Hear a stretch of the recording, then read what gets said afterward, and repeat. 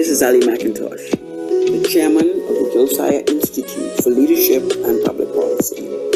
As the Bahamas gears up to celebrate 50 years as a nation, we and our partners have launched an author symposium entitled How to Reconstruct a Nation, Countdown to Jubilee. This October is the third in the series, and we will be talking about the viability of national insurance. Thursday, October 13th at 7:30. Join us on our Zoom platform and streaming live on our Facebook pages and YouTube as we talk about the viability of national insurance. Joining us as panelists will be Cornelius McKinney, an analyst and a former banker and investor. We will be talking about the state of the National Insurance Fund. Also joining us for commentary will be Dr. Hastings Johnson. He is the author of the book, Debt and Credit Laws, a Biblical Perspective. He will be talking about the minimum wage and preparing for any global crisis. So join us tonight, the 13th of October at 7:30 p.m. as we talk about the viability of national health insurance. The Josiah Institute for Leadership, Public Policy, Author Symposium, How to Reconstruct a Nation, Countdown to Jubilee. Join us as this powerful discussion bring into focus what the Bahamas should be doing in its 50th year. Join us. Hi, this is Ali McIntosh.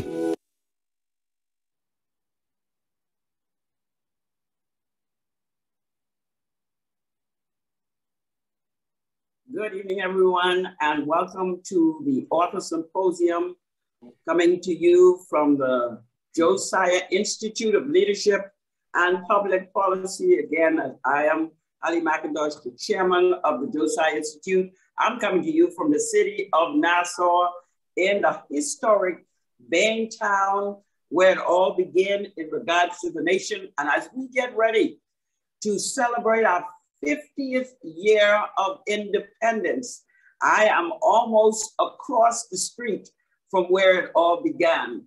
More than 57 years ago, majority rule, it happened across the street.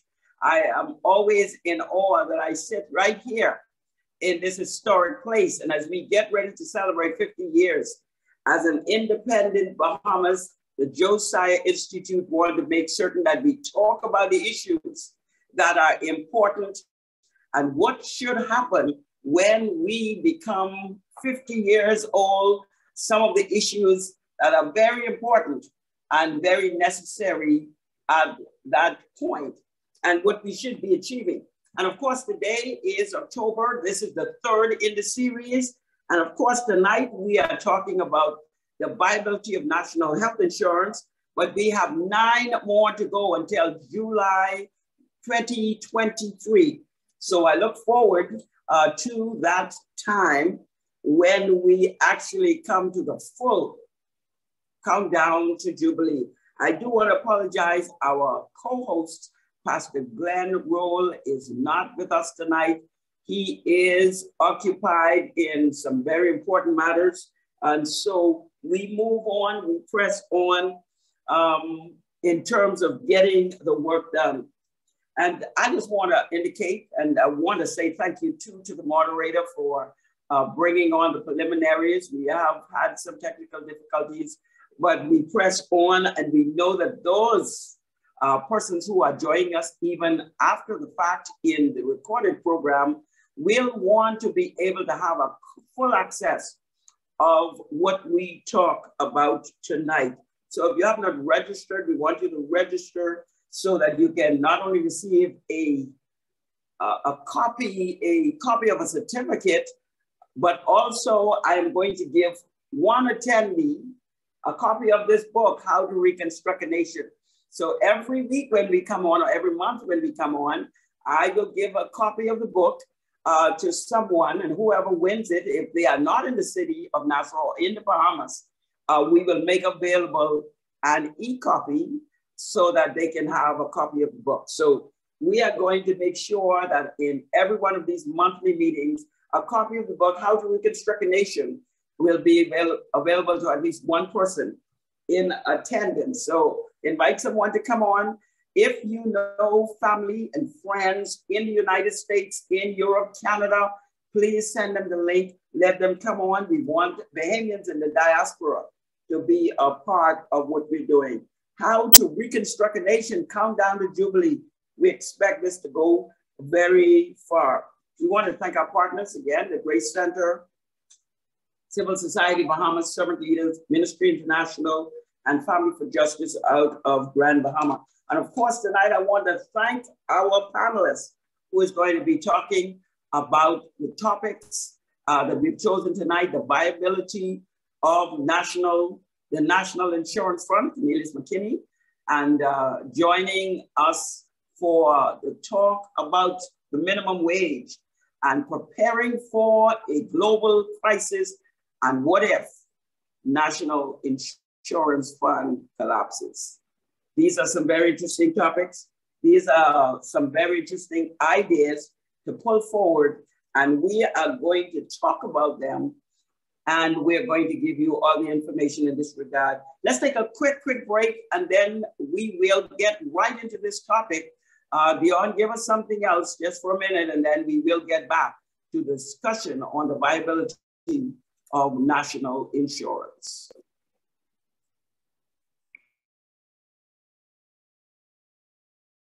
The Grace Center of Nassau, Bahamas, under the auspices of Ambassador Glenn and Yvette Rowe, cordially invite you to the Countdown to Jubilee celebrations, which start on July 10th of 2022.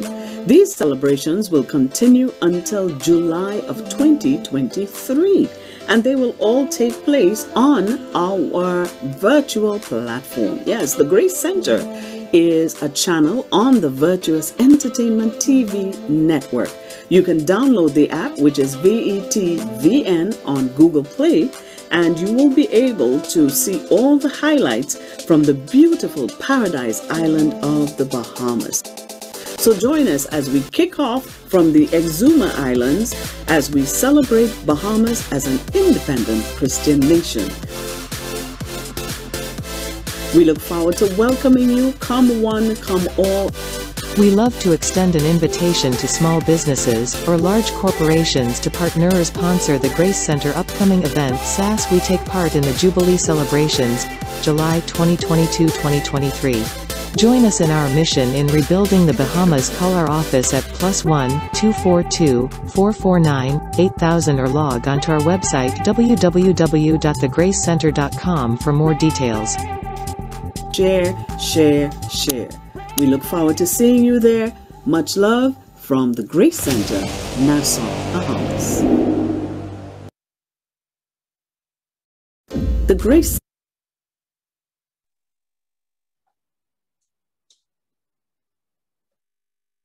Good. Thank you very much, and welcome back as we get right into the topic. First, I want to say that although we have just two commentary by persons who are non-National Insurance Board staff, we reached out to the National Insurance Board. We invited them to participate. We invited both the director and the head of actuary. Both of them were unavailable. We insisted that they go ahead and bring Senate representatives, which they refused. I don't want to say refused, but they said they were not available. So we press on because the commentary in the country regarding the National Insurance Board and the National Insurance Fund is very, very concerning. And because it's concerning, everybody wants to know the information. They want to know the state of the fund and whether persons who will retire soon, who will need pension soon, will have money in there. Now, when I sought out the National Insurance Board, and they were unavailable. I thought we should get some information from them. So we went online to get documents from them. And I want to invite you to go online, the National Insurance website, nib-bahamas.com, nib-bahamas.com. What is interesting is there is a lot of information there, but a particular information is the information on the annual renewals that should be published and should be made available to the public on a regular basis. Now, what I find to be interesting when I went to the publication is that in July 2022, 4 posts was made to that page. Those 4 posts was posts that should have been made 5 years ago, because no post was made to that page since 2017. You can imagine an entire organization should be printing their annual renewals, and no post was made to that page from 2017 until July 2022. So this is very interesting, and that made me think about whether the National Insurance Fund want people to know what is exactly is happening. I find what is very interesting about that is this is not something that was a one-time incident, because sometimes they were posting over 1 decade, and before that, 2009, nothing was posted from 2001 to 2009. So in 2009, there was 9 annual reports posted after having not posted anything from 2001 to 2009. Now we're gonna say, just in case their website was not up and they hadn't posted anything, but they did not post anything from 2001 to 2009. And at that point, they posted 10 reports.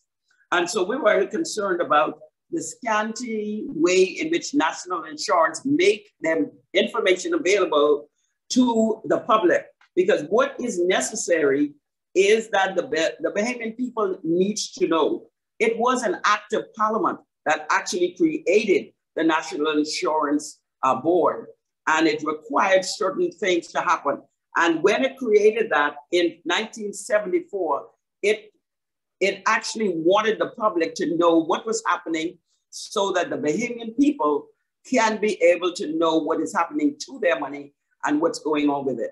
So we're going to go straight to the man who has studied national insurance for quite a while, Mr. Cornelius McKinney. He's a former banker. He knows how to work the figures, and he knows how national insurance should be run, how the fund works, and we are going to find out tonight his view, his assessment of the state of the National Insurance Fund. Cornelius, are you there? Are you ready to go? I am here and I am ready to go. That's good. Do I have to ask you a question, or are you just going to jump right in there? I can just jump right in. Okay, you take it from there, and then we'll get some questions to you when we finish. All right, good evening, everyone, and thank you very much for having me. I want to just jump right in. I'm going to be very brief, I believe. I'm going to take an unconventional approach, but I believe it's an approach that the Bahamian people need to take a look at. I want to start by asking the question, what would be the state of the nation if we did not have national insurance? What would be the state? I think all of us should know that some people rely on national insurance for the most part as their only source of income. That is particularly some of the elderly. And we know national insurance payments are very low. It is in no way capable of meeting the monthly expense of its pensioners. So what would be the state if we didn't have national insurance? And the reason I ask that is because we have to look at what would be the state of the nation if national insurance runs out of funding. And I want to mention that national insurance was never intended to be a substitute for your income when you become unemployed or when you retire. It was never intended to replace that total income. So in the Bahamas in particular, the heavy reliance on national insurance highlights the lack of financial education in the Bahamas. And that is a much greater problem. The fact that majority of Bahamians have no source of income, except probably those who worked at a bank or some larger company that had some pension in place. But the majority of Bahamians have no source of income when they retire. And so they hold on to that national insurance, that pension for their life. And so that is a serious error in our way of planning for our retirement, planning for our future.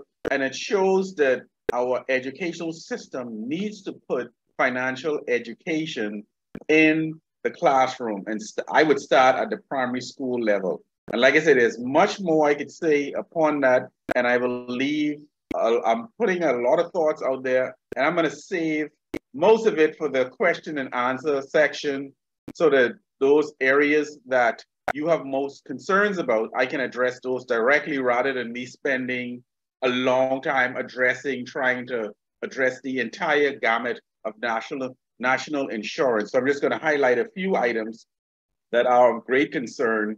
And then when the question and answer section comes up, we'll see what is most important to you.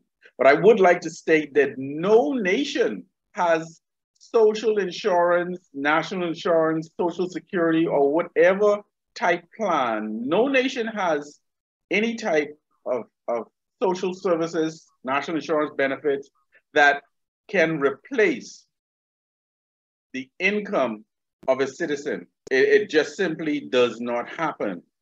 Governments don't have that type of money. They don't have that type of funding, and there is no plan. But there is a plan that some countries use, and that is their sovereign wealth fund. Those countries where the citizens receive a very high payout upon retirement, those are the countries that have a sovereign wealth fund. And so if we had a sovereign wealth fund that the national insurance could invest in, the national insurance would have access to much more funds at a very low risk.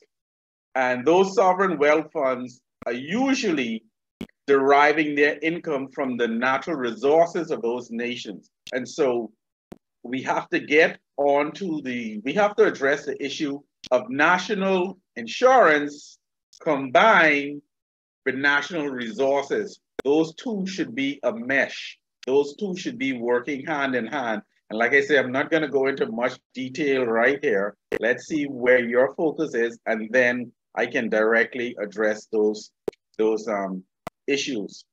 And so one of the problems with national insurance is that it is not sustainable, particularly in the Bahamas. And I'm going to show you the numbers that prove that. In fact, the national insurance publications prove that the national insurance is not sustainable. And so the topic is national insurance sustainable? No, it is not. So there has to be some investment, additional investment that national insurance invest in that are low risk, but that have high returns. And there are a number of options that national insurance can take a look at. If you look at the financial statement from national insurance, you will note that their investment income has shrunk. And there are many reasons for that. The same way your interest from the bank has shrunk, the interest on your certificate of deposit has shrunk. And if you take a look at the assets of the national insurance, you will see why their investment income is shrinking, because it's predominantly invested their funds in the Bahamian economy. And so when the Bahamian economy shrinks, naturally the income, the investment income and interest of national insurance will also shrink. And when it shrinks, when our economy shrinks, the investment income shrinks, but the number of persons that are dependent on payments increases. So you have a domino effect when the Bahamian economy shrinks, and you will see it is clear in national insurance in their annual report. I'll give you a few of those numbers in a moment. But one other thing that I want to consider that Bahamians need to think of, how long or how many years before we get to the point where we have more pensioners than contributors? We will get to that point in national insurance history where there are more people collecting pension than there are people contributing to national insurance. We will get there. All of the graphs show it. Statistically, it will happen. The question is when and what's going to happen. And so the obvious question then is, how long until national insurance is no longer able to pay pensions? And national insurance is not just pensions. There's work benefits, there's injuries on the job, there are maternity benefits. One person's a sick, national insurance provides some funding for a period. One of the big mistakes the national insurance made was when they paid out unemployment benefits.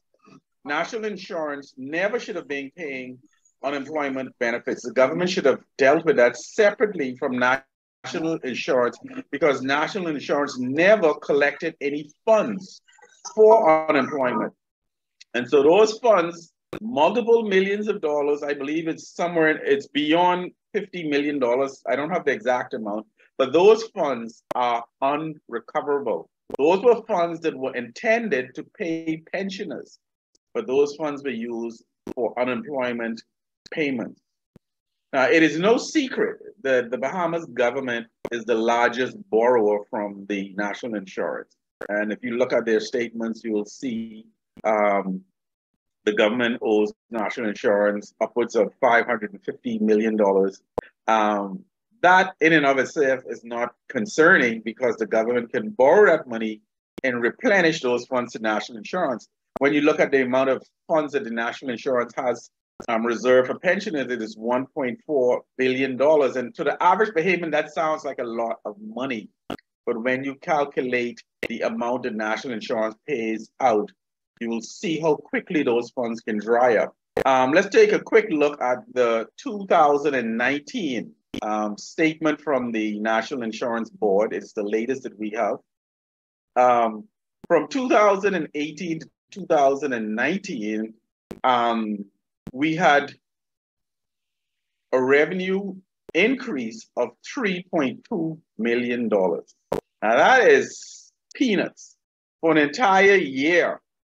From 2018 to 2019, the amount of contribution that national insurance collected only increased by $3.2 million. But at the same time, the amount of benefits increased by $19.8 million. So you're looking at $16.6 million shortfall. And obviously, that is not sustainable. And so if the question is national insurance sustainable? Not at the rate in which we are going. One aspect that I want the Bahamian people to think about is debt, the debt of the nation, because national insurance ties in with that debt, because a lot of the government debt is owed to national insurance. See, there is no problem with the Bahamas government borrowing money. That's not the government doesn't have any problem borrowing money. Never mind the constant downgrades from Standard & Poor's or Moody's or whoever. Never mind that the government's credit rating is below junk status. The government can still go and borrow money. Why? Because it's a country, it's a sovereign nation that has assets and has natural resources. I don't care how much money our government has in loans, I would lend them money, because we get to the point where after the government has exhausted itself so much, you now have to look at what is the collateral that the government has to put up. in order to get this money, in order to borrow more money. And the riskier the investing in the Bahamas government is, the higher the rate of interest that the government will have to pay on the money that it borrows. So that's where it starts becoming a problem. And we saw, I believe, just about 2 years ago, where the government was looking at borrowing money with a rate of more than 9%, when it should be no more than 5%. So they're paying almost double the amount of money as other nations. And the IMF, the World Bank, they will lend, if the government wants to go and borrow $10 billion, they would lend it to them. But what will the government put up as security? See, the government has trillions of dollars that they sit on in natural resources. We have beautiful beaches that's on crown land. And the Chinese government would be happy to swallow up some of these hundreds and hundreds of acres of prime beach land. We have the Linden-Pinling International Airport that's listed as an asset, but is also a liability on the government because they borrowed somewhat of $350 million. And National Insurance was one of the lenders. And so if the airport cannot make its payment, then that's funds that National Insurance cannot receive. And again, the government would have to borrow money to bail out National Insurance. Now, here's a concept that I want you to think about. We always say the government is in debt. We say the country is in debt. But what is the government? What is the country? It isn't so much the government is in debt. There, I think we have 38 member of parliament. You can correct me if I am wrong on that. But whatever amount of member of parliaments, when you say the government is in debt, are you saying that those member of parliaments are in debt? What is it that we're saying? No, it is the Bahamian people that are in debt. When you say the government owes $12 billion, the Bahamian people owes $12 billion. Now you may say, oh, I didn't get any loan to build a school. I didn't get any loan to fix the roads, but you are the one who have to pay it. The member of parliaments pay the same amount that you do. They're the ones making a decision on the government borrowing funds. So it isn't so much that the government is in debt. The Bahamian people are in debt to the tune of $12 billion. Every man, woman, male, female, every child, every Bahamian is in debt. When a child is born, that child is born into debt. And National Insurance carries a part of that, and that diminishes the possibility of National Insurance being able to continue with its cash flow, where you have the National Insurance being bled, where more cash is going out than that is coming in. And so I just want the Bahamian people to think in terms of that. We've seen sovereign nations become to the point where they couldn't pay their debt, and then their creditors start seizing up assets. So like imagine the IMF or the World Bank owning Linden-Pinling International Airport or the water towers or Goodman's Bay. These things are real. And so these are some of the things that we need to address. And like I mentioned, when we address National Insurance, we need to look at the debt of the Bahamian people, and we also need to take a strong look at supplementing National Insurance with a sovereign wealth fund from the natural resources of the nation. And so I want to stop there, and when we open up for questions, I will continue. And thank you very much again, and it's been a pleasure. Thank you so much, Cornelius. Don't go anywhere. We're gonna have our question lady come on in a minute, but I wanted to confirm some of the things that you were saying regarding National Insurance. As I was doing my research, I wanted to wait till you spoke first. As I was doing my research in regards to what can we find, I came upon what they call the 7th actuarial review of the National Insurance Board, dated as of the 31st of December, 2001. What is so interesting about this is there were 3 recommendations, and I just try to confirm. There were 3 recommendations. I'm looking at a letter and I want to just touch it real quick. The letter is dated October 24th, 2002. It was sent to the minister, the Honorable D. Shane Gibson. And I want to encourage people to go online, the National Insurance website, and download this report. This is the 7th actuarial report as of the 31st of December, 2001. This is what the letter recommended. And it's interesting whose name is on the letter, Cornelius. The letter is dated the 24th, as I say, of October. It's sent to the Honorable Shane Gibson, who was the minister at the time for Housing and National Insurance. And the letter says that I have the honor to submit the report of the 7th actuarial review of the National Insurance Board. It was prepared in accordance with Section 5045 of the National Insurance Act. The review has been performed by the board actuary and has been examined by the Financial and Actuarial Service Branch of the International Labor Office. See, most times people don't understand some of the process and bureaucracy and what actually goes into this.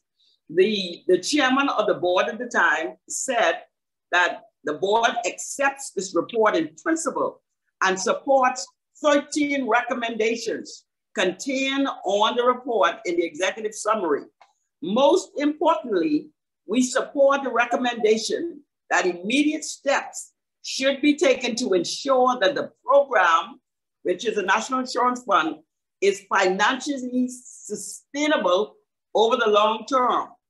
This includes increasing the contribution rate. The board also supports the recommendation to increase the level of insurable wages, the ceiling and benefits that amounts on an annual basis. This will result in insurance coverage and benefits in payments automatically keeping pace with inflation. Now, what is interesting is the chairman of the board is Philip Brave Davis, who is our present prime minister. They presented this report. I am saying that because I believe if 2001, when this report was sent forth, we wouldn't be having this discussion if they had gone further with some of the recommendations to sustain and make the fund sustainable. So I love what you're saying. There's a second letter dated September 2002 coming from the actuary, David Osborne. And he said that it was his pleasure to present the report to the board, which is headed by Philip Brave Davis. And he said the key elements of this report is a review of the past and 60-year projection of national insurance income, expenditures, and reviews.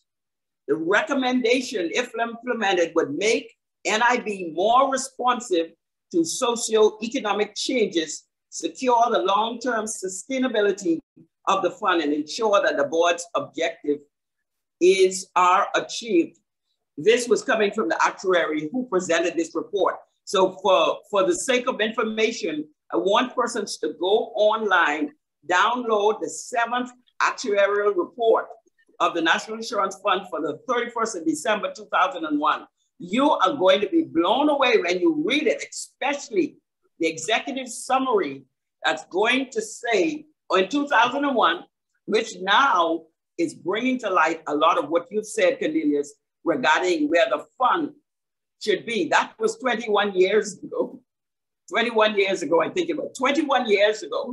And now 20 years ago, we're talking about this issue. Question, Lady Maria Jones, she's coming in from Grand Bahama. You have questions for Cornelius and actually comments that may want to bring to light some more things relating to what he had said. But Cornelius, you heard what I indicated about this report. Do you see how well it correlates with what you were saying 21 years later? Yeah, yes, it's very, like you said, it's very interesting indeed. And what's interesting now is what does our prime minister do considering he was the one that made these recommendations.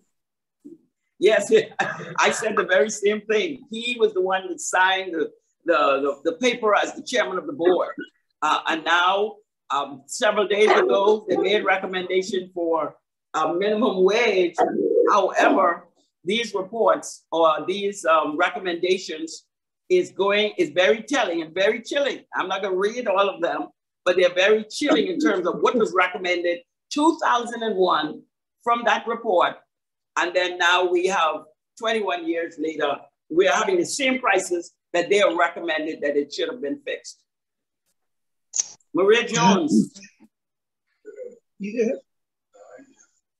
Maria Jones, you can come on now so you can take whatever comments and questions that you may have for Cornelius.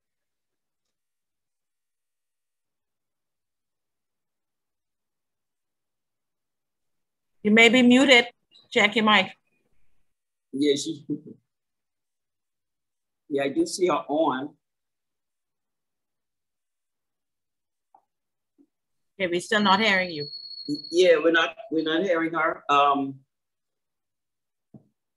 Any particular question? Okay, why is she not? Cornelius, let me ask a question while we wait for Maria.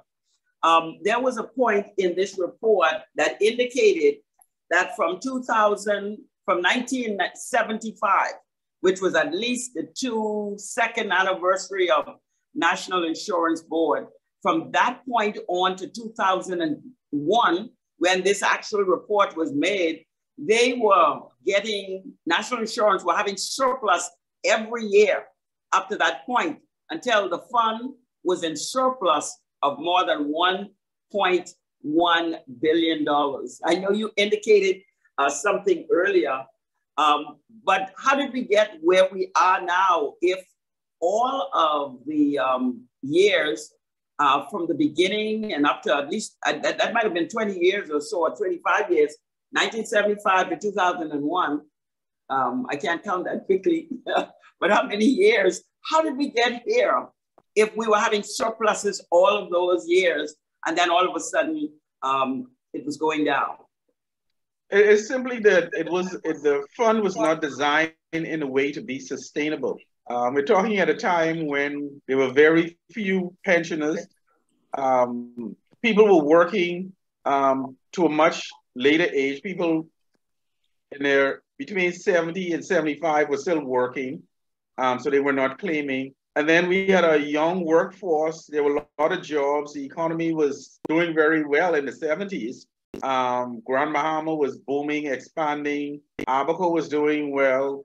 And so we also, our eating habits were not as bad.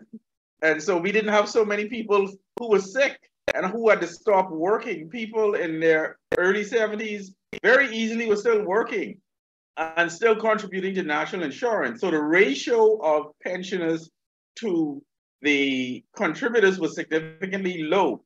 So now we have a case where so many Bahamians are unhealthy and so many more Bahamians are receiving retirement benefits because they simply have no plans for retirement, no financial plans for retirement.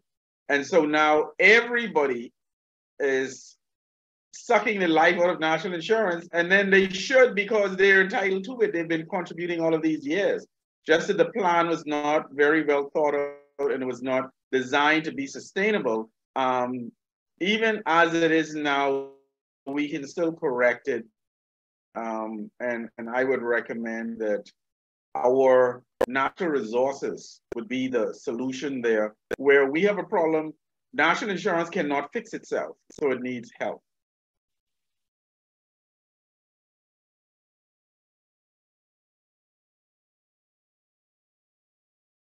You're muted, Servant Leader. Oh, I'm sorry about that. I'm saying that what are some of the recommendations? How is the natural resources going to help us fix national insurance? Is it just by contribution or there's some other plan? No, national insurance needs to invest some of its funds in the natural resources, in the development of the natural resources. if you look at when national insurance had the surplus of funds, as you're talking about, the government wasn't so much in debt. We had a point where I think when Sir Lyndon left office, we was something like $500,000 in debt. Not even $600,000. $600,000. Not even $1 million.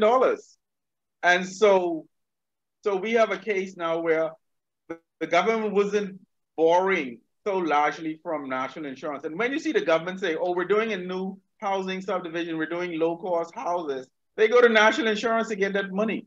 So if you look at the loans outstanding that are owed to national insurance, it gives a clear picture of the investment psyche of successive governments. We just go to national insurance and we need money. And so if everybody's constantly, well, national insurance, we go there instead of going to a bank. And then when you look at the revenue, you look at when interest rates were 6%, 7%, even up to 9%, national insurance was getting more than $100 million in investment interest. Now that is significantly dwindled where they're getting more like 5% return. And if you look at a 5%, 5 to 5.5% return, compare that to inflation. What's inflation going to be this year? I predict inflation is going to exceed 7% this year. And so when the income, investment income from national insurance is less than the rate of inflation, it puts national insurance in a position where if it were a person, you would say it became poorer. And so that's the current situation. But again, it's fixable. Again, the national insurance needs more interest income, more income from its investment. You know, the economy is bad, so increasing national insurance payments is the likely route that the government will take. That's how governments tend to operate, but it's not good for the citizens. So there are better options for national insurance to increase its revenue other than taking more from the Bahamian people. Oh, but you know what, and this can be my final point before I ask Maria to ask those comments she has. Based on this same report in 2001, 21 years ago, it indicated that very concern that national insurance was restricted in investments, where it made its investments. So it really wasn't putting their money in any major money-making projects. And most of them were short-term bank deposits. I mean, how much money you're going to get out of that if you just, you know, short-term loans, not short-term loans, what they call it, fixed deposits. So that is what they were doing. 21 years later, are we still doing the same thing? Because it appears that we have not gone to any of these recommendations coming out of this report 20 years ago. Yeah, the investment vehicles are pretty much the same as they were 21 years ago. They have a little investment in the Barbados government treasury stock, US government treasury stock, but they're very small amounts. They're not enough to bring in enough revenue to sustain national insurance. So it's predominantly invested in the Bahamian economy. I'm looking forward to seeing what the 2020 and 2021 reports look like, because we had a significant downturn in our economy due to COVID. And so I believe our next speaker is going to speak on how to prepare for a crisis. So I won't touch that. I'll leave that up to him. But we just came through that. And so I'm looking forward to seeing what the numbers look like now that we've gone through that financial crisis. Thank you very much. Thank you very much. Maria Jones, you up next. You have some questions and comments for Cornelius, or just to put on the table?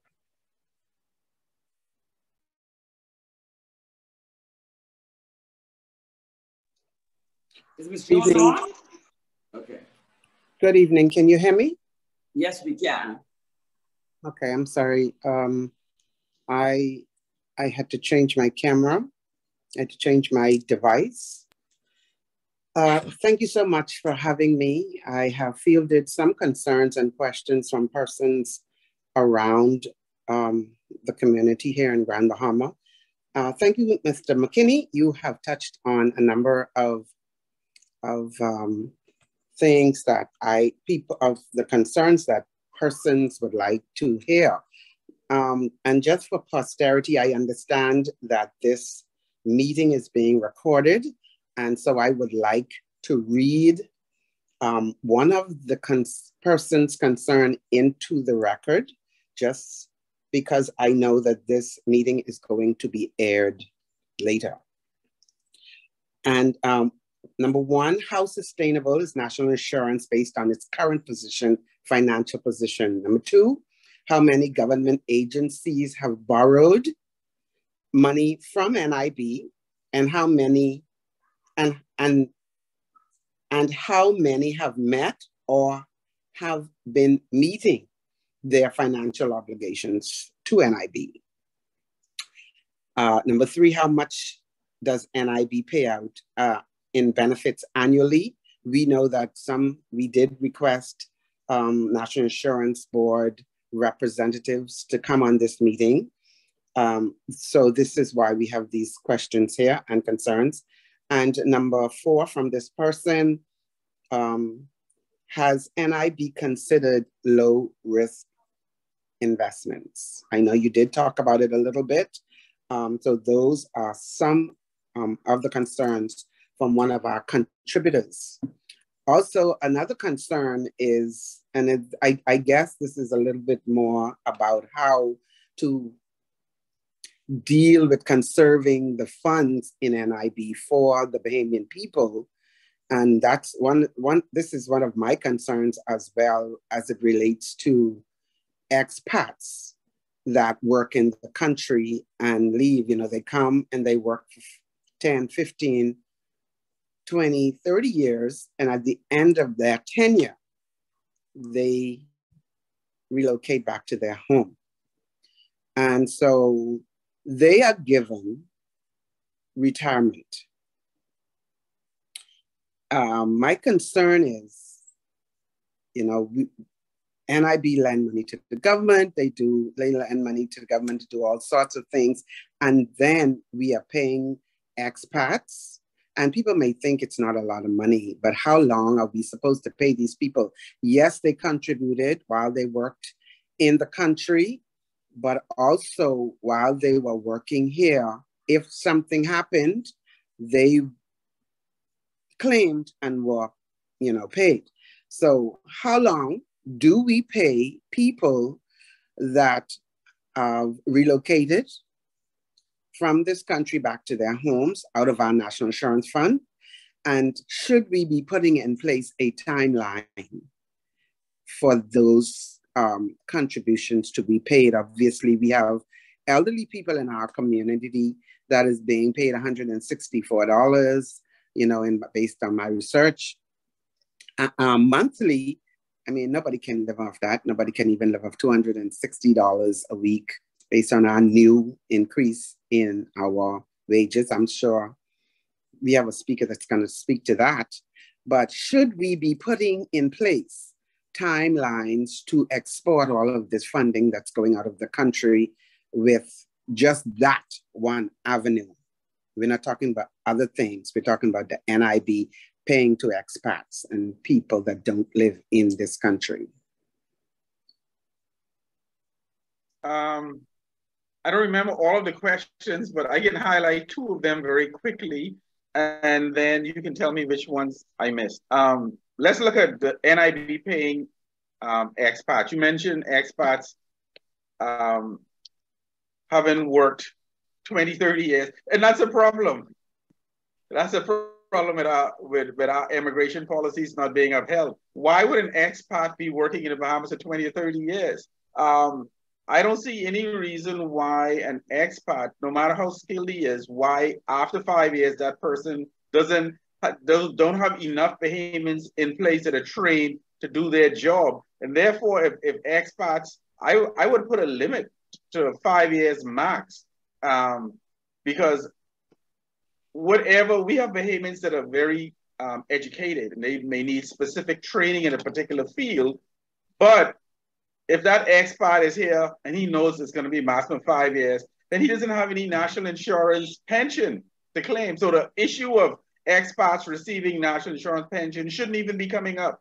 They should pay national insurance because they're covered under the industrial for industrial accidents, maternities during that 5-year period. But then once that is up, they should be gone. So we shouldn't even be having that as an issue.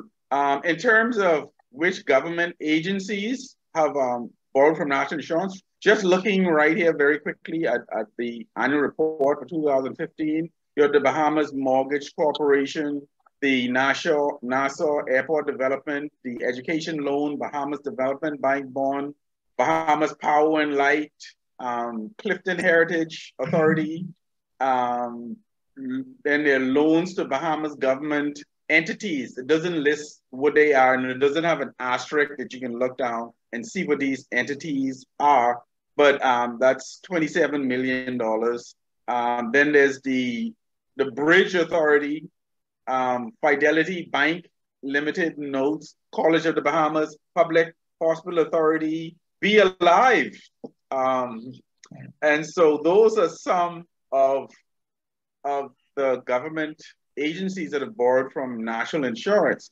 And then in terms of who those funds, the investment, as I mentioned, Barbados, the United States, Treasury. But again, those are minimal. I see something from Trinidad and Tobago. So there are a few of them, but again, none are significant enough to be able to sustain national insurance. So those are the two that I remember specifically, the two questions. Any that's important that you want to mention, you can just say that one and I can answer it directly.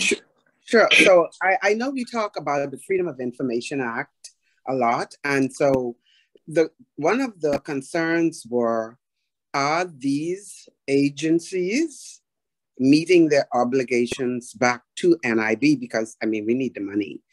At my age, I'm almost ready for retirement, and I would like to know that I can actually get my funds when it's time for me to retire. Are we going to have any national insurance in the next 20 years? So all of these agencies, even if they were not in a position to pay national insurance back, the government can bail them out, and it goes right back to Is the government paying a meeting there? Yeah, they are paying back. The question is, what interest rates has national insurance loaned them the funds at? And that has a lot to do with the viability of the national insurance fund. So if the national insurance is going to lend to the airport authority, what rate will the national insurance get back? If it's at 3%, whereas the national insurance could have invested that funds elsewhere and gotten 12%. So it isn't so much so that they're borrowing, these government agencies are borrowing. What are the terms? What's the rate of interest? How much money is the national insurance making? Again, the national insurance needs to be investing these funds so that they can make the maximum amount, so they should have a surplus, so we don't have to be concerned about being able to pay a national insurance benefit. And my final concern is this: how will we know if they are meeting their obligations? Where is it in a report somewhere? How will the public know if these people are actually paying back NIB? One of the easiest ways to look at the financial statement, and it's comparative. It has 2018 versus 2019. For example, Bahamas government registered stock in 2018 was 526 million, and in 2019 it was 544 million. So you have an increase. There, but what we don't see is, we don't know if that was additional borrowing. Some was additional borrowing, but what we cannot see is how much was paid back. Because did they just borrow an extra $18 million, or did they borrow 30 million and pay back 12 million? So again, we don't have that detail. We don't have enough details as we should in order to determine that. Thank you so much, Mr. McKinney. I do have other questions, but I think we have another session for that. Thank you so much. I appreciate it. You're welcome. Mr. Chairman, Thank you so much.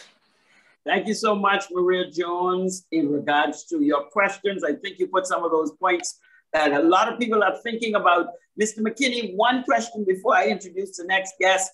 Has national insurance become a slush fund? I mean, it's not just when we look at these items, has it become a slush fund that doesn't get paid back? They are getting paid back. The problem is the issue with national insurance is national insurance need more money than it's paying out. And if they're giving out low interest loans to the government, it's going to impede their ability to have excess funds. So it's not a slush fund. What they have become is the bank to the government. And they are not a bank, but the government use them as a bank, just quick and easy money. Hey, we're going to do this housing division. We're going to do 50 low-cost homes. Let's get the money from national insurance. I do appreciate that answer, but I do think the concern was, I think 2 directors ago, there was some concerns about why the director left national insurance because, and I want you to answer this because I in about 2 minutes, just refer to this, Cornelius, whether the legislation that created national insurance, it's also on the website, so people, you could go online and get the legislation. I think Statute 350, Statute Law of the Bahamas is what created national insurance. So people can go on and also look and see the legislation. Does the legislation allow, though, for this so flexible way in which the government borrows money? Maria Jones say borrows money, it doesn't seem to be paying it back in a timely basis. Else we would not be having this discussion about whether national insurance is viable and whether it's sustainable. Do you think that the legislation, I don't know if you've looked at it, but just refer to whether you think the legislation, they're going against the legislation with all of this easy borrowing of the fund?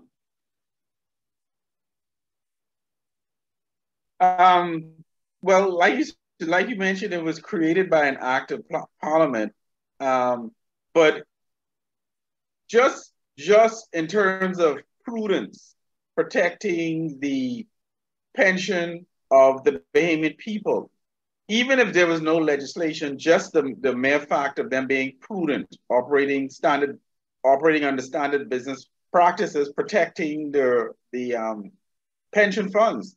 The way they're borrowing shows that they're not adhering to the principles of why national insurance was formed in the first place. National insurance has to generate more revenue, and it needs investments. It needs investment, not just low-cost loans to the government. And like I said, every major government agency, every major government infrastructure, there's local.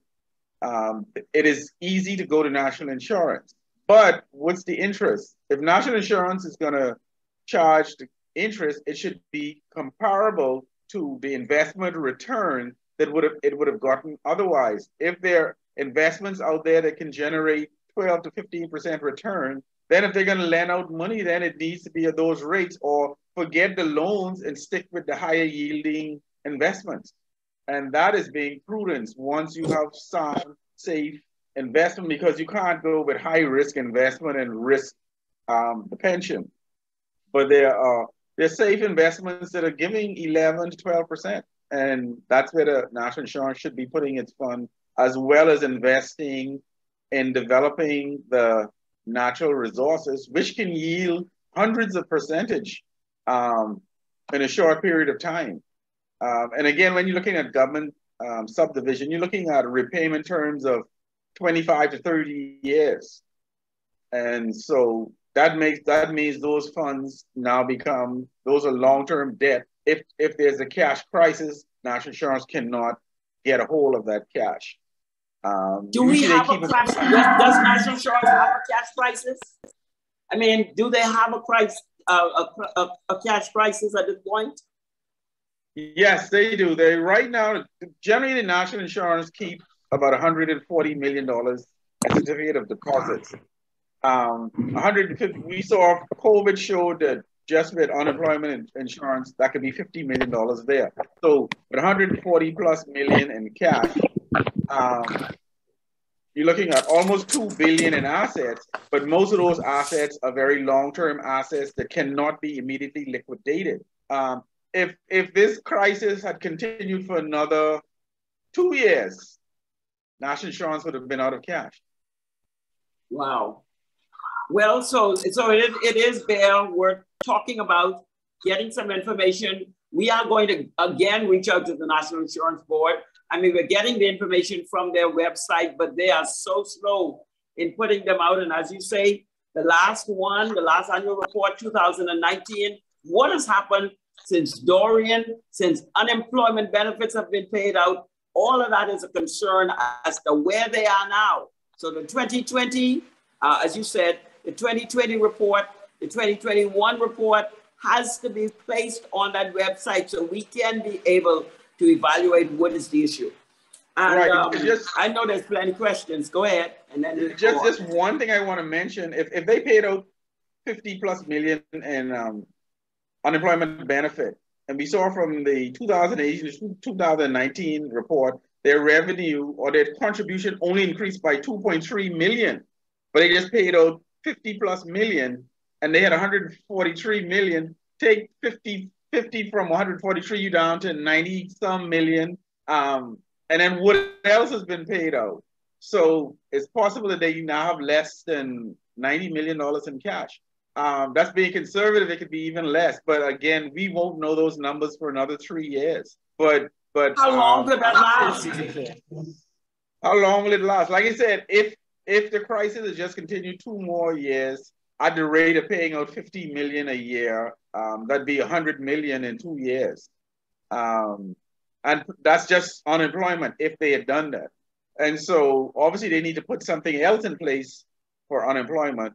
But it's a good question. How much cash does the National Insurance Board have now? I'm estimating somewhere between 89 and 94 million, but I don't know because I don't have any current data, just based on trends and the bits and pieces that I've seen that has been made available to the public. I want you to confirm me, because as I look at this National Insurance Act, there was never intended unemployment benefits. No, that's is that correct? They never should have paid it out of there. That is correct. They never should have paid unemployment from national insurance. That never should have happened. Yeah, it doesn't say so in the act. Unless they changed it, did something else, I guess. We're just looking at what we got on the paper. So thank you so much. I mean, just to go on record, just being on record, I believe in paying out unemployment to persons who are unemployed. We had a crisis. I totally believe it. I'm just saying national insurance should not have been the source of those funds. The government should have used some other means of doing that. I quite agree with you. I appreciate that. Thank you very much, Cornelius.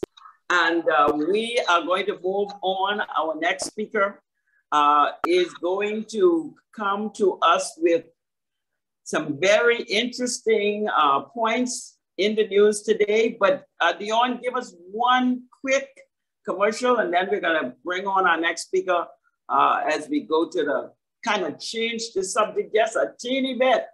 But what people really want to talk about. Hi, my name is Cornelius McKinney. I am the Deputy Leader of the Bahamas Constitution Party, the BCP. Imagine the Bahamas producing 80% of its food needs, turning potatoes into potato chips, exporting ketchup, growing grapes, and exporting quality wines, turning corn into corn oil, turning cotton into quality fabrics, taking bamboo plants and making dress shirts, shearing sheep and turning wool into designer suits, turning pineapple skin into leather bags and footwear, Andrus alkaline mud into sheetrock, joint compound, and beauty products for export, turning plants into medicine, turning sand into glass, with a 30% reduced energy cost and safely extracting our natural resources like aragonite and natural gas. Businesses owned by Bahamians, creating jobs for Bahamians. Now stop imagining and start believing. The Bahamas Constitution Party, hope for Bahamaland. Visit our website at www.pcbparty.org. Hi.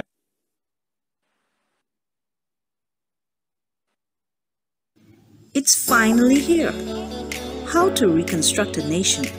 Righteous Principles for National Leadership and Governance by Sherelle Ali McIntosh, Servant Leader of the Bahamas Constitution Party.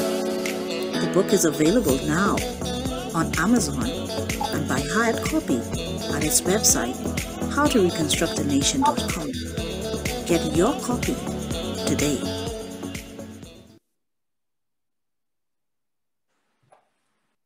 Yes, we are back. Can you hear me, Dion? We seem to be freezed. Yes, we can hear you. Okay, I seem to be freezed in terms of my video, but we are back. Yes, we are back. Thank you so much for those commercials. And before we introduce the speaker, someone is going to get a copy of this book tonight. If you're not in the Bahamas, we will give you, or you're not in Nassau, we're going to try to at least give you a ebook. We will find a way to get it to you. If you're anywhere where this book can actually get to you, we'll get it to you. But somebody's going to win a copy every week. Every month we have this, this symposium. I'm going to give away a copy of this almost 400-page book on how to reconstruct a nation. It has taken close to 20 years to write. So it will be made available to someone every month when we have these discussions. Our next speaker is a medical doctor. He teaches, he's a teacher of righteousness. He believed in being debt-free. He has written the book, Debt and Credit Laws, A Biblical Perspective. And I do believe that he knows something about what we're talking about. It just happens to be that I met him at National Insurance. And that was some years ago, but I met him there. And we're talking about national insurance, but he's going to talk to us about the minimum wage. What does that mean? And preparing for a global crisis. What if national insurance fund collapse? Cornelius did paint a picture that that's possible, but we're going to have Dr. Hastings Johnson come on now, and he's going to speak about the national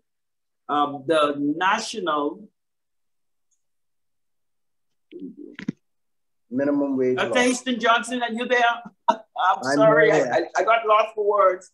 But are you there? You're ready to speak on the minimum wage, what it means. Tell us more. What is your heavy concern in regards to this? Thank you so much, Minister McIntosh. Good evening to the members of the BCP, Josiah Institute. Good evening, Bahamas. I think my main concern is that we must remember three things. Number one, we need to learn to consult mentors on every issue. Number two, we need to make sure that we have support groups that push us in the right direction. And number three, we must have a standard by which to judge right and wrong. And so for me on the topic of minimum wage, one of my mentors is an economist who is now deceased, but his name is Milton Friedman. And of course, my other source or mentor just happens to be the Bible. So what I want to do is, the first thing I want to say is, we must stop believing that someone else is responsible for our pension years. We must remember that we are responsible for ensuring our own future and the future of our children and our grandchildren. So the first thing I want to do is let me just define what a minimum wage law is. And I've taken this from Wikipedia, and I'm going to confine my presentation to 7 minutes in the interest of time, just to make sure that we can end sometime soon. But the minimum wage is a body of law which prohibits employers from hiring employees or workers for less than a given hourly, daily, or monthly wage. Now, the truth is more than 90% of countries have minimum wage laws. Now, if you were to think about models to follow in the world, Singapore is one of those nations that come up almost all the time. What do you think Singapore's minimum wage is? The fact of the matter is, if you research it, you will find out that Singapore's minimum wage is the lowest amount that a worker can legally be paid. And the fact is, the country has no wide minimum wage law, with the exception of, I think it's cleaners and security workers. Now, you would wonder, why would a country like Singapore not have minimum wage laws? And I will read an excerpt from an article that Milton Friedman published in 1966. So my point is, this is not a new issue. And so every issue we come across, we must go and do our history, we must do our research, we must find out what the economists say of renown and find out what the Bible says. But I'm going to quote, and it says this: minimum wage rate.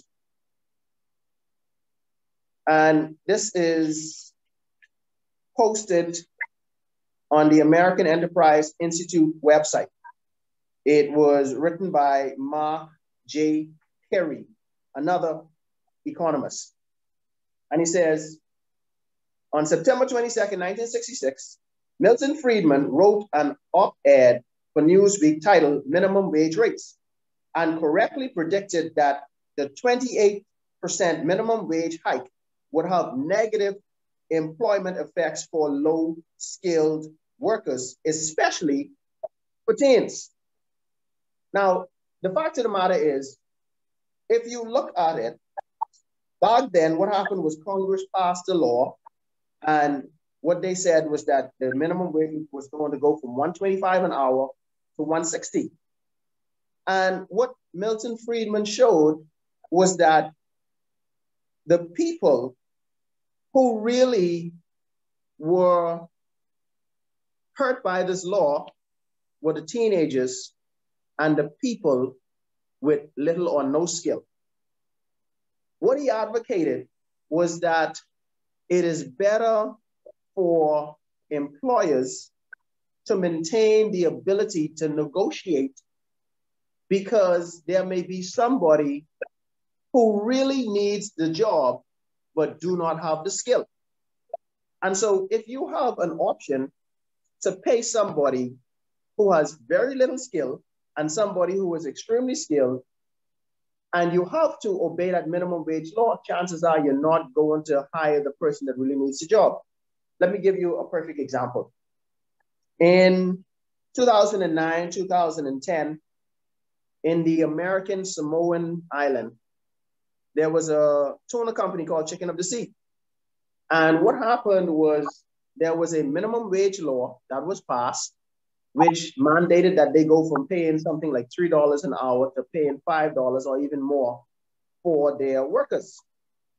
What actually happened is Chicken of the Sea closed down. And so the workers went from being paid $3 an hour to being paid $0.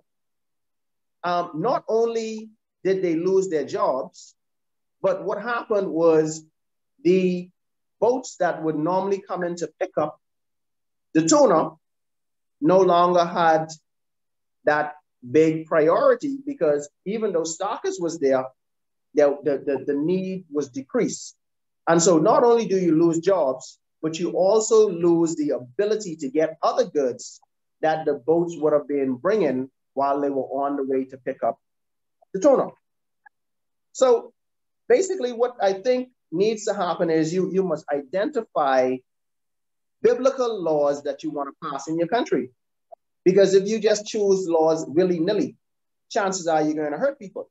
So I think a good biblical example to look at is in Matthew 20, where it talks about a landowner going out at various times of the day and choosing people to work for him.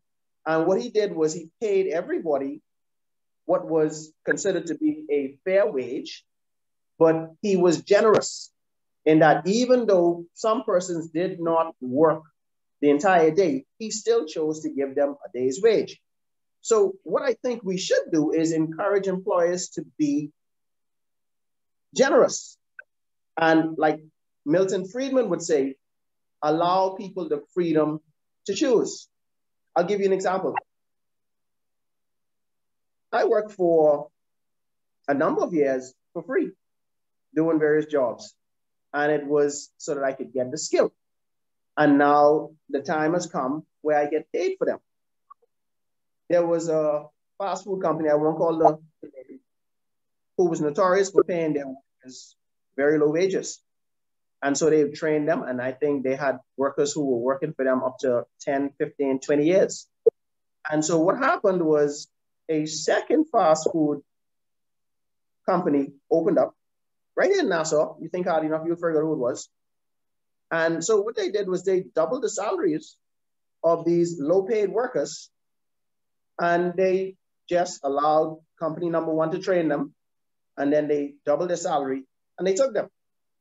My point is, people will see if their wages are unfair, and then they will make moves to people who will treat them more fairly. What happens when you make a law is it is still rigid and not based upon factors of somebody being compassionate. So let me give you an example. So we increased the minimum wage. Suppose the Bahamas now has an economic collapse and the dollar goes from 1 to 1 to 15 to 1. Chances are the minimum wage law will still not work for anybody except persons who are wicked. In other words, they may use it and pay people based on what is legislated, as opposed to trying to be fair and making sure that the person gets a fair rate. So let me stop there. And just quickly, I want to address the last half of that. What happens if national insurance collapses? What happens if we have a global collapse or financial crisis? And I think a good example to look at is Abraham. I think if there's anybody who was well prepared, there are two persons that stand out to me, Abraham and Joseph. Now, Joseph was one of those who, he did not go around just giving out welfare. Joseph said to the people, okay, your money's gone, bring me your cattle. After the cattle was gone, he said, bring me your land. And then he and Pharaoh and the administration took care of the people, but they had some sort of collateral that they could manage so that they could be able to take care of the people. So if you look at Genesis chapter 13, verse 2, you're going to read that verse, and I'm going to make a list of the things that I think we should be concentrating on to plan for that day when you find out that national insurance may not have a pension for you. Genesis 13, verse 2 says, and Abraham was very rich in livestock. Now, I want you to look at somebody and say, livestock was written here first. It's a priority. Then it lists silver and gold. Now, one of the things that Milton Friedman said, somebody asked him a question, how do you fight inflation? He says, the way that you fight inflation is you make sure that you have a place to stay, that's yours. You make sure you have a good car to drive. You make sure that you have access to food and the commodities that you will need before the crisis hits. And then you protect yourself from inflation. Now, biblically, I'm going to give you a list and then I'm going to end. So it mentions gold, it mentions silver, but I want you to notice Genesis 13:2 mentions livestock first. Now, in order to have livestock, you have to have land. In fact, you do not have a nation unless you have land. And incumbent in that land, you have the ability to drill a well and get water. Let me give you a good example of how you safeguard yourself against a collapse. One idea outside of the, the intellectual and investments that you make online and with your stocks, etc. One idea of a pension fund is a piece of property with 200 trees. You have an abundant supply of water and minerals in the coconut water, and you can eat coconut. If they lock you down, you don't have to leave the property and you can still survive for years. So let's go on. We have livestock, gold, silver. Keep in mind, the gold and silver is not going to be of any use during a collapsed economy. The gold and the silver is really for the next generation. It is for you to pass on to your children so that when there is a recovery, they have something of value. Again, if you look in Genesis 24:35, it mentions also servants, or I'll put that in 2022 vernacular, employees. And then he also had camels and donkeys, which represented, in my opinion, transportation and industrial machinery. And last but not least, I think you have to keep in mind that this is a spiritual world first, and then physical. So according to Matthew 19, I think verse 21, Jesus told the rich young ruler, if you want to be perfect, say, sell what you have and give to the poor, and you'll have treasure in heaven. So as you look around and you see the bank not giving interest of any significant amount, you have to recognize there's something that is equivalent, and I call that the bank of heaven. And the way you get money or assets into the bank of heaven is by looking out for the poor. So I'm going to close on this. The truth is, in the book of Acts, there were some people called the Bereans. And it was said of them that they were more noble than the Thessalonians, in that they listened eagerly to Paul's message, and then they searched the scripture daily to see whether or not what he said was true or not. And so your moral obligation now is to go and research whatever is proposed and see whether or not it makes sense, because God is going to hold you responsible for it. Thank you very much. I will close on that. And I will say again, stop believing that someone else is responsible for your pension fund. Thank you very much. Thank you so much, Dr. Johnson, for that presentation. Kind of short. The global, finally, my electricity had gone off.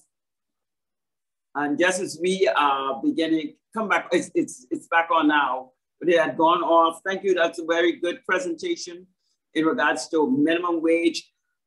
So you are saying that it's a bigger disadvantage for minimum wage than having a lower, better free market economy in regards to employers and employees negotiating wages?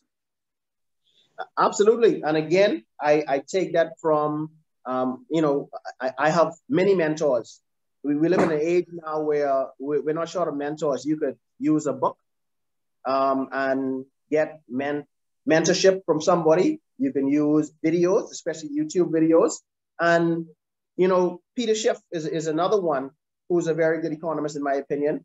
But the truth is, Milton Friedman said, if you make it illegal for somebody to hire a teenager and pay them less than minimum wage, what you've done is you've robbed that teenager of the ability to learn a skill.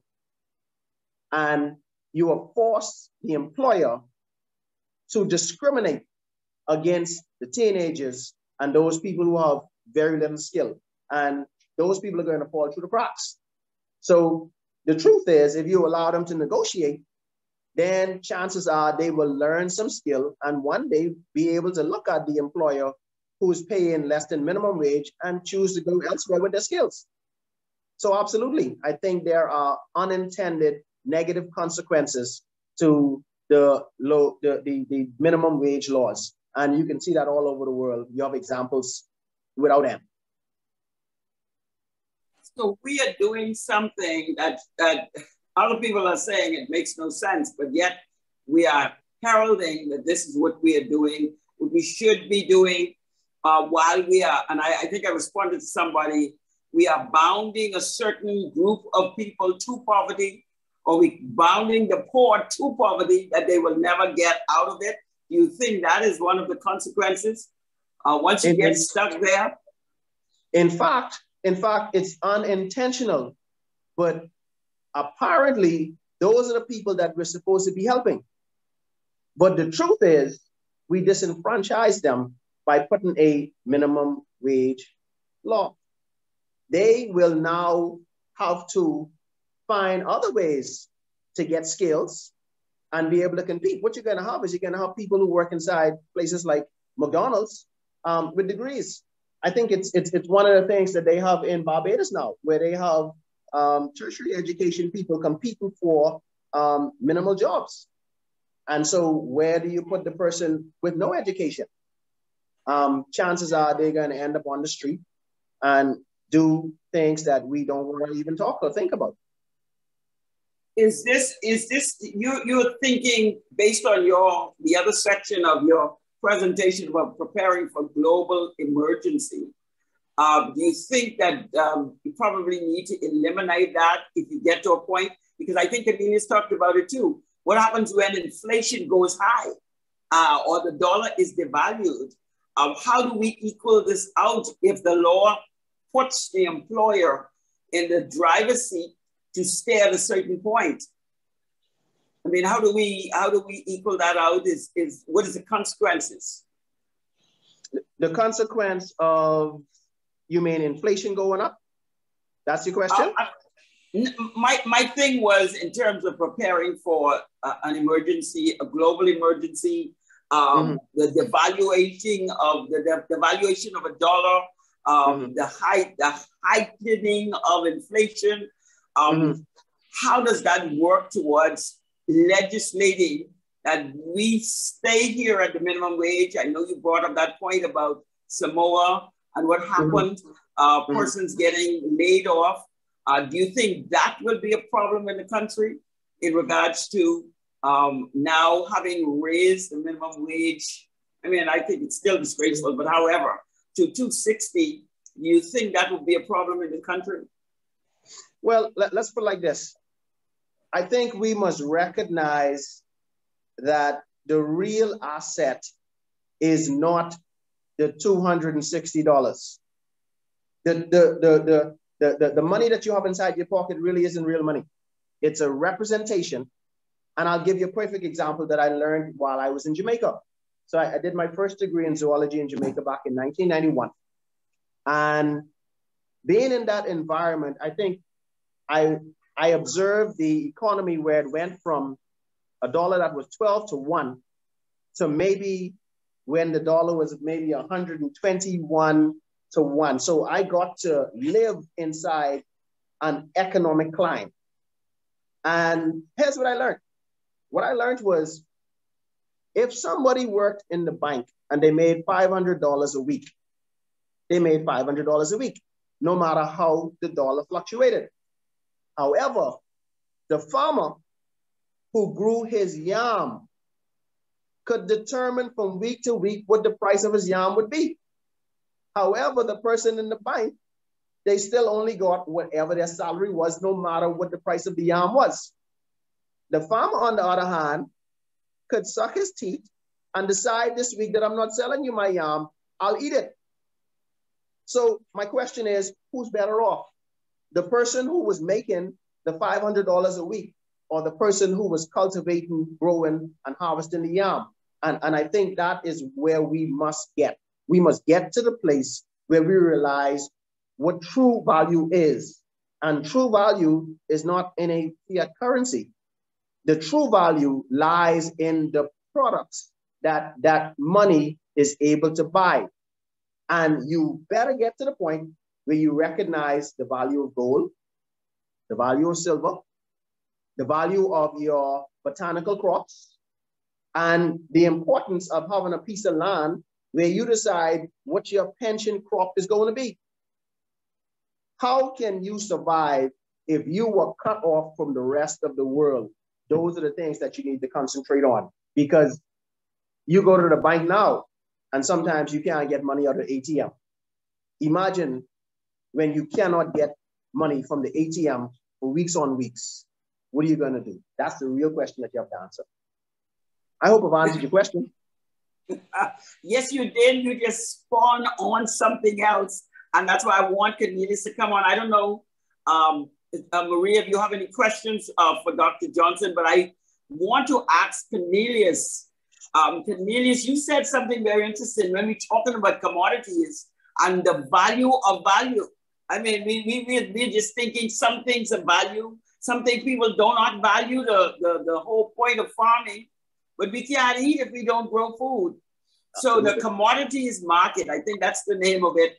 Cornelius have always talked about it, how we should be taking all of the products that we grow here and we actually put it into power to make sure that the price of food or the price of the product is actually available, despite what the fiat currency is talking about. At least that is available with a market price or market share. You know, I don't know if Cornelius is still there. I don't know if he wants to contribute to that. Cornelius, are you still there? I am still here. I'm sorry, what is the actual question? No, Dr. Johnson was talking about moving away, not necessarily just moving away from the fiat currency, but that when it begins to fail, what happens? He begins to talk about the value of the actual food stuff, the commodities market. I know you brought that up before. That even said on that commercial we just had a little while ago, the commodities, how do we substantiate that now in this time? I mean, we're looking at what could happen. How do we go towards substantiating the value of food stuff in what we do and not just looking at what money can buy? Because that obviously is tenuous. I think Rupert Roberts, I think that's his name from Super Value, reminds us of that every now and then. When he comes out and say, hey, I'm going up on my prices because we have to import all of this food from America. They're increasing their price, so I have to charge you more. And so when we go into inflation, people now start understanding the value of food.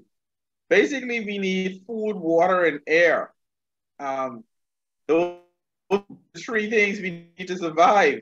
We can survive without a house, without a car, without whatever. But so we should be in a position, and that's why you saw me focusing on commodities, not just producing for local consumption. We have millions of acres of vacant land in the Bahamas. We can produce enough for export. I think Brazil, I think like 90% of the frozen concentrated orange juice that are exported globally comes from Brazil. And they only consume 10% of what they produce. The rest is for export. And so we can export our own crops, and then we don't allow foreign entities to determine the price of cassava, for example. That'll be determined within the Bahamas. And when you go through inflation, when money becomes worthless, I remember in Chile, I think they had one year they had like 28,000% inflation. When you realize that the paper money that we have really has no value, there's a $1 bill and there's a $100 bill. They are identical. It's just that one has two extra zeros. And the real value in it is the value that the people give it, when people are willing to accept it as a medium of exchange. And money is only a medium of exchange. Salt can be used as money. Cassava can be used as money. Coconut shells. If we have a famine and somebody has one chicken left to feed their family, you could bring a dump truck load of $100 bills and say, I'll give you this dump truck load of $100 bills for that one chicken. What do you think that person's going to take? That dump truck load of $100 bills can't feed his family. They could eat that chicken and survive another day or two. And so we realized that the fiat currency that these governments produce has no real value. Gold is used as a store of value because it's the same globally. It can be used in so many ways, and it can also be used as money. But like the presenter mentioned, that it's to be passed on. It's wealth. It can be used as a store of wealth. Again, during inflation, if all somebody has is one chicken, you can offer them as much gold as you want. They can't do anything with the gold during that time when they need something to eat. You have Esau and Jacob. Esau, it's like, hey, his brother's like, hey, I have all this land, all this inheritance. He's like, I'm hungry. I just want a bowl of porridge. I'll give it to you. I'll give you my inheritance. Either give me something to eat or I'm going to die. But I don't care about this inheritance. Right now, I just care about something to eat. And so we look at value, and unfortunately, society places values in the wrong places. Like an NBA player could sign a contract for $100 million. To me, you're playing a sport. It's not something that's a necessity in life. But people are willing to pay $300 to go sit down for 2 hours and watch men throw ball into a metal hoop with a net. So again, it's society's valuable.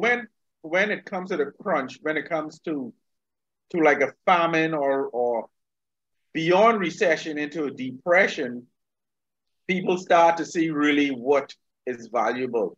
And so as a nation, we should put ourselves in that position where we don't have to depend on other nations. So there's just so many areas. And just the short clip that was played a few minutes ago, it just mentioned some of the things that we can do in this country. I was by Bahamas Customs Warehouse on Gladstone Road today. The first time I ever went there. Huge warehouse. And it's where we import, 90% of the whatever we use in the Bahamas comes in the customs warehouse, because we're even importing the boxes, we're importing onions that we can grow here, we're importing tomatoes, we're importing tomato paste, we're importing ketchup. When we grow, our farmers grow tomatoes. Tomatoes make the ketchup, tomatoes make the barbecue sauce. So we should be growing these things and processing the food and bottling them and canning them. We can do these things, and it would wipe out a lot of our employment. And I agree with the presenter. I don't support a minimum wage at all. I don't believe government should tell you, it's your business. The government shouldn't tell you how much to pay an employee. It's up to that employee to determine whether or not they want to work for the wage that you're offering. The plan that I was offering in that the video clip was that I believe in a situation where it's an employee's market, where when you look for a job, you should have 3 or 4 offers where the employer should be running behind the employee trying to give you benefits to come and work for them because you have so many options of jobs. And the minimum wage, if you look at who is concerned about minimum wage, for the most part, politicians use minimum wage as a ploy to get votes from poorer people. I'm not concerned about minimum wage because I don't make minimum wage. The poor people are the ones who make minimum wage, and they're the ones who have the least financial education. You're fighting to get the minimum wage that the law allows? Is that your goal? To get the minimum wage that the law allows? Come on. So that shows that there's a big lack of financial education in our nation. That people are complaining about minimum wage. You should be living up well above minimum wage, you know. So the minimum wage, what's that, you know? And it just shows so many people in the Bahamas. Oh, they're so happy to hear that minimum wage has been increased, and it just shows that it shows where they are. It shows their lack of education in general. It shows their lack of investment skill. It shows their lack of entrepreneurship. It shows their lack of job skills, and that's a shame on the nation. The government has to dictate to companies how much to pay people, and so many people. So our focus is so wrong. We should be teaching people how to be investors, how to be entrepreneurs, how to take the natural resources, how to take land and monetize it, how to take your skills. You know, I tell people you can work 9 to 5, 5 days a week and get $400 a week. Another person will work that same 9 to 5, 5 days a week and get $4,000 a week. Another person will work that same 9 to 5, 5 days a week and get $4 million a week. You want the $400 or you want the 4 million or the 4,000 or 40,000? All of that's in between there. The same individuals, same mind, same mentality, same country, same amount of hours, same amount of days, but drastically different amount in wages. And why, rather than you being the one on the end looking for a paycheck, why don't you put yourself in the position where you're the one giving out the paychecks? So that's where my mind is at, and I think that's where we need to be moving as a nation. Thank you so much. Thank you so much for that contribution. That was a mouthful. I think we are going to wrap up right now. I just want to ask Maria Jones, does she have a question for Dr. Hastings? And then we are going to end this discussion. It's a lightning storm outside. So I do want to wrap up where I am at. The electricity has gone off at least once or twice. So Maria Jones, do we have at least one question for Dr. Hastings? And we're going to wrap up. Yes, I do. Good evening again. Thank you so much, Dr. Hastings, for your presentation. It was riveting. And I believe I saw a couple of people asking for the scripture references there. I do have one concern. I do have a question in the chat from Ms. Annette Pinder. And it says, so what do we do now about a lot of the old age pensioners who did not contribute to national insurance, to the fund, but was put into the system because of their political affiliation, and it also, oh wow, it also appears that, I believe it said, the young persons aren't working long enough to contribute to that fund, and so what are we going to do with those persons? Excellent question. And again, you know, my mentor on answering that is Deuteronomy chapter 15. It tells us very plainly what we should do if we have poor brothers and sisters among us. It's not the government that is responsible for them, but we are responsible for each other. And so the truth is, if we would take those mandates in Deuteronomy chapter 15, where number one, it says we should, at the end of 7 years, cancel all debt. That's one of the reasons why the world is in a spiral, a downward spiral, because we've ignored this principle. I agree. We still got people on the hind for monies that they've owed for 50 to 100 years. You will never get anywhere like that. No. So we must now be more individual based. I will help a few, you help a few, and the government no longer has that responsibility. We will then help the government. I wonder if I've answered your question. Yes, thank you so much, Dr. Hastings. I see a statement in the chat says that Mr. McKinney and Dr. Hastings have detailed very nicely on this topic. Is that what you said, Dion? But again, thank you so much. You did answer my question. Ms. Pinder, Annette Pinder, I hope he answered your question. See you guys again on our other meeting. I hope you don't have any other questions in the chat. I don't see any. And thank you so much, Ms. Maria Jones, our question person for the day. You have done pretty good. We've gotten some comments out, and all of the things that we wanted to make sure. We wanted to make sure this discussion was substantive and we get the information that is necessary for putting it forward to the public in this regard. So we can